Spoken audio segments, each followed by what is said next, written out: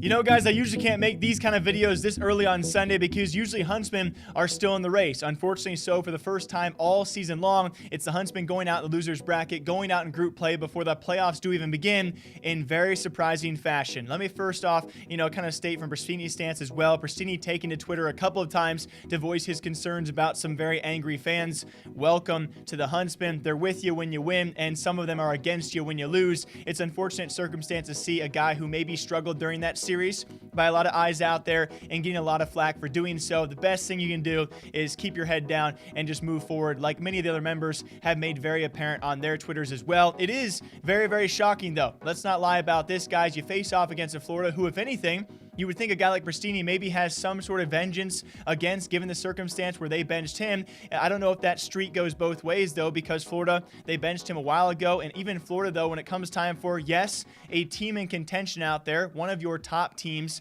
I would still say, certainly a top 6 team very easily. And even then, though, a relatively new member in Awakening managed to take down the Huntsmen for the first time all season long. And yes, it is online, so only take from what you want. They fall to Florida with a relatively new member, and then they fall to LAG, most surprisingly. And yeah, both these series were also very close, both going to map 5s. A string of decisions here and there can always sway the results. We all know Call of Duty, guys. But when it comes time for LAG, though, widely considered one of the worst teams, especially when it comes time for the standings. Now, this event, though, they have definitely showcased, just like Seattle, some sparks of improvement, and so you can't knock them too much, but certainly when you face off the Huntsmen against the Guerrillas, I think 99% of the time people go Huntsman, Huntsman, Huntsman. To see their loss in their first group stage exit is very, very surprising. We will see how they move forward from this, because one last thing, we all knew it. They won their last event. Now coming here with this kind of finish is very, very shocking. How can they move forward? Because it's often regarded as a momentum-based team, right? T2P in the squad,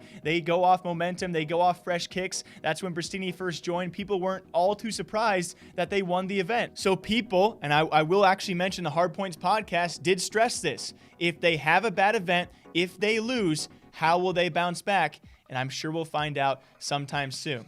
Now, speaking of bouncing back, we see a Seattle roster, unfortunately so already eliminated, but definitely showcased some gameplay we have not seen out of them for quite some time in that FaZe series. Speaking of that FaZe series we broke down yesterday for all of you guys, Seattle goes up 2-0, and then all of a sudden, iced for 40-ish minutes as apparently a tech pause audio for the casters was going out. The broadcast, by the way, I probably didn't stress this enough yesterday, guys, a very sticky situation for the broadcast team, because I'm sure even if they actually continued that series without caster audio, they would have seen just as much backlash as they did for a 40 or 45 minute technical delay. I'm just saying, guys, a very sticky situation. I don't know what I would have done either. I don't mean to place too much blame on the league there, but I do feel bad for a team like Surge, who out of their hands, something they could not actually, fix themselves. They were iced for 40 minutes and eventually were reverse swept by the Atlanta FaZe. Fortunately so, though, for a guy like Octane, many others speaking out, the league has now officially made a broadcast rule set, which is cool to see. That rule set, guys, pretty much breaking down a 15+5 rule set, which means, yes, every technical delay would be limited technically to 15 minutes. If they do see some sort of resolution in the works, though, they can add on 5 minutes. So now each delay will be a maximum of 20 minutes. And with that, even if the problem is not resolved, the matches will continue. So those players will not be iced for more than 20 minutes. The series will continue no matter what after that maximum 20 minutes, whether the broadcast is fixed or not. So the broadcast would continue on with the issues or not at all, but the players would keep on playing to avoid this issue in the future. I give massive props to League for a proper and a very, very fast response, which we have not seen too often this season. And it's really cool to see players who were affected by this at least getting a result that helps out the league entirely and moving forward. Future seasons from now, we might look back and say, remember Call of Duty League Season 1 when Octane and then the boys got screwed over and they got the rule change? And now future teams will be helped by this, which is pretty cool to see.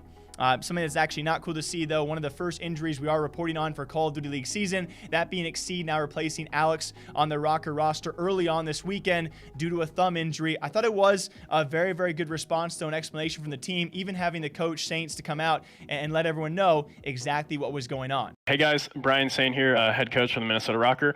And we come to you today bearing a bit of unfortunate news. The team and Alexx has decided it is in his best interest to bench him for the time being due to an injury in his right thumb area.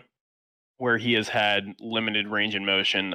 Going in the last weekend, the team was looking the best we ever have all year, and we were super, super confident coming into this tournament. This week, we saw a really drastic spike, and digging into it a bit deeper, it was due to Alexx having some pain and strain in his thumb that he thought was going to go away, but unfortunately, it hasn't. So it is a very unfortunate circumstance, guys, something we see throughout all esports out there. You know, I've covered them from CSGO. I've covered them maybe a tiny bit in Call of Duty, not near as much. I've covered them in League of Legends. These injuries do happen, and especially when it comes time for, you know, a Call of Duty player needs his thumbs. It's pretty straightforward, guys. Wishing the best of luck to Alexx and a speedy recovery. You have to take these things very serious. It's your career. It's your livelihood. So best of luck for him in his recovery. Until next time, hope you guys all enjoy. I'll be back here tomorrow to break down, of course, the results from today and other esports and gaming news. Until next time, drink your water, drink your coffee. I'll see you guys back here sometime soon.